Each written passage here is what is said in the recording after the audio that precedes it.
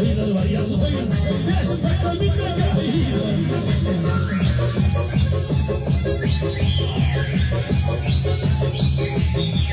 Şeyler değil oldu.